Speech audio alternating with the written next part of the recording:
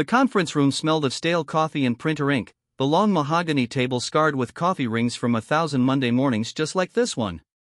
I sat at the far end, spine straight, hands folded in my lap so no one would see them tremble. Sunlight slanted through the half-closed blinds, striping the carpet like prison bars. My manager, Elena Vargas, stood at the head of the table in her crisp navy blazer, the one she wore when she wanted to look untouchable. A single sheet of paper lay in front of her like a death warrant. 15 people, she said, her voice clipped and professional, the way she delivered performance reviews that ended careers. 15 signatures on the petition. They want you gone, Marcus. Harassment, intimidation, creating a toxic environment. HR has already opened a file. This isn't a warning anymore.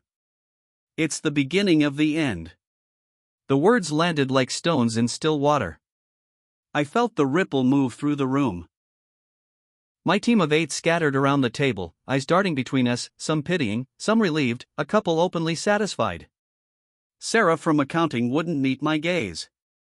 Jamal from ops kept doodling furiously on his notepad. The air thickened with suspense, heavy and electric. My pulse thudded in my ears, loud enough that I wondered if they could hear it too. 15. The number echoed. 15 knives in my back, each one signed in neat ink. Elena leaned forward, palms flat on the table, her wedding ring catching the light. I tried to defend you. Really, I did. But the complaints are detailed. Emails. Screenshots. Witnesses. You undermined me in every meeting, questioned every decision, made junior staff cry in the bathroom. This company values collaboration. You've become a liability. Emotion surged through me, hot, bitter, a cocktail of betrayal and exhaustion that made my throat tight. 6 years. I had given this place 6 years of my life. Late nights debugging systems while my wife waited up with cold dinner. Weekends sacrificed so the quarterly reports shone. I'd mentored half the people in this room, covered for Elena when her personal emergencies turned into 3-day absences. And now 15 signatures. I pictured their faces, the quiet nods in the break room, the group chats I was never added to, the way conversations died when I walked in. The isolation had crept in so slowly I hadn't noticed until it felt normal. I swallowed hard, forcing my voice steady. Who are they? Elena's lips pressed into a thin line. That's confidential. But trust me, it's enough. The board is reviewing it this week. You have until Friday to clean out your desk, or we'll make it official. Consider this your courtesy meeting. The room held its breath. Someone coughed. A chair creaked. The suspense coiled tighter in my chest, a spring wound so far it hurt.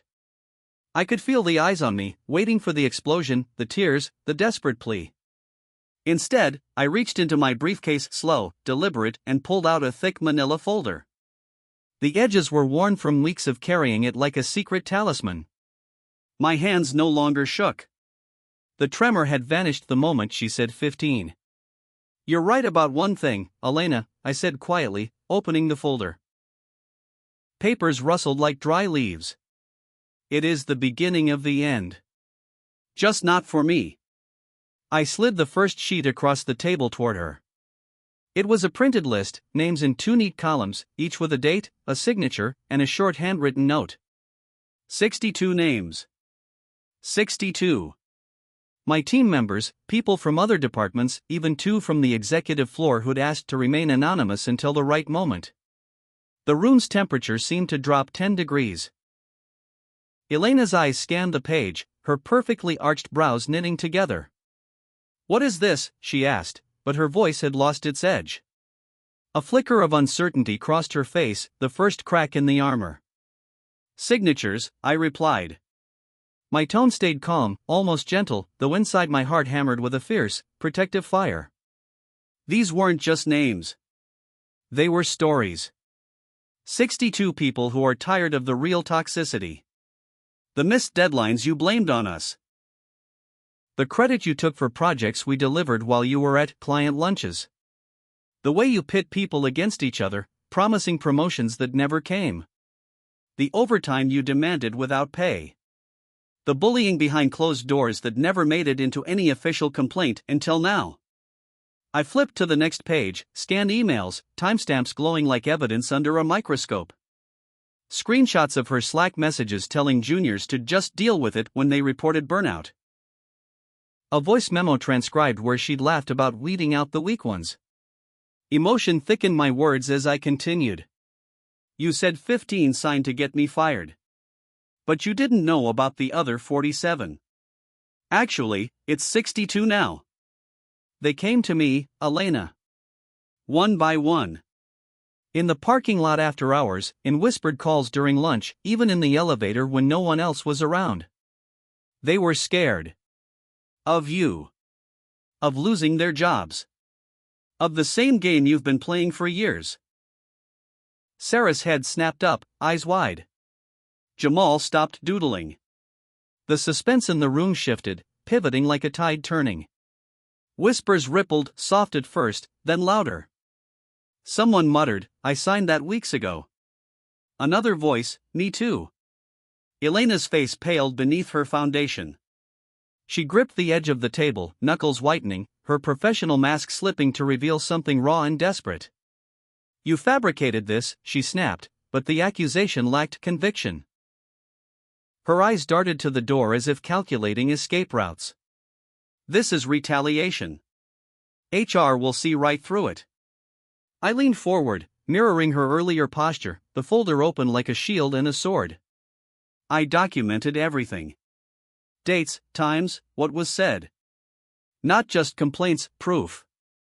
Bank records showing how you expensed personal trips as team building. The anonymous survey I ran last month that came back 87% negative on leadership. And the other 47?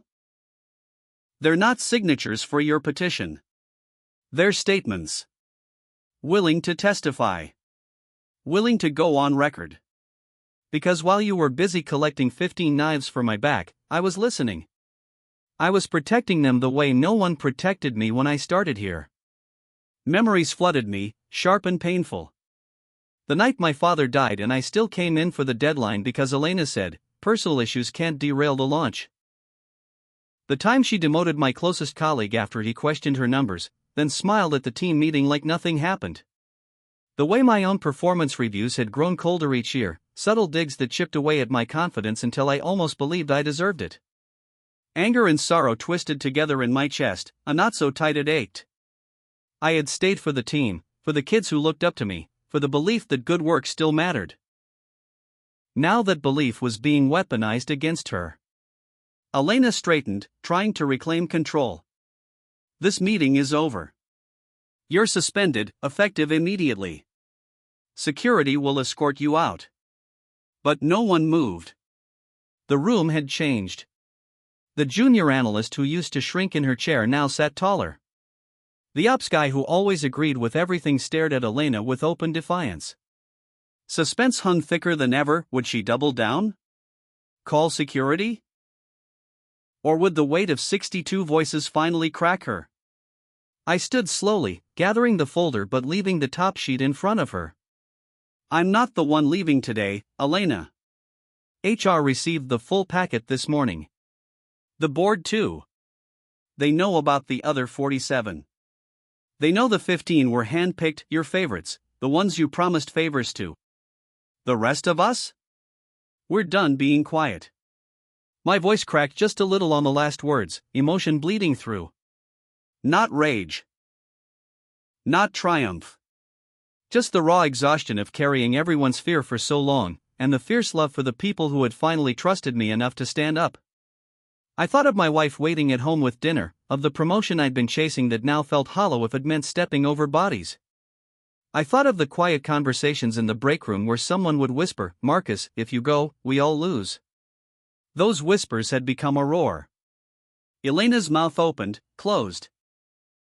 Her eyes flicked to the names again, landing on one she recognized, her own assistant, the department head she lunched with weekly, even her golf buddy from sales.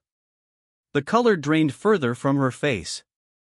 For the first time, real fear flickered there, the kind that comes when the ground shifts and the fall is sudden. You didn't know, I said softly, almost kindly, though kindness felt distant now. You thought you controlled the narrative. But while you were counting 15, the rest of us were counting on each other. This isn't just about me getting fired. It's about ending the way you've run this floor like your personal kingdom. The door to the conference room opened. Not security, but 2 HR reps and the VP of operations, faces grim. They didn't look at me. They looked at Elena. The suspense snapped like a wire pulled too tight. Gasps rippled around the table. Elena rose on unsteady heels, clutching her blazer as if it could protect her. Elena Vargas, one of the HR people, said, voice formal and heavy, "We need you to come with us. There are some serious allegations we need to discuss." She glanced back at me one last time. In her eyes I saw the calculation crumble into disbelief, then something colder. Resentment mixed with the dawning realization that the mansion of power she'd built on fear and favoritism had just been sold out from under her by the very people she'd tried to bury. I didn't smile. There was no joy in it, only a deep, weary relief and the ache of everything we'd all lost along the way. As they let her out, the room erupted in quiet murmurs, then cautious applause that built like a wave. My team looked at me. Not as the troublemaker, but as the one who had carried their silence and turned it into strength.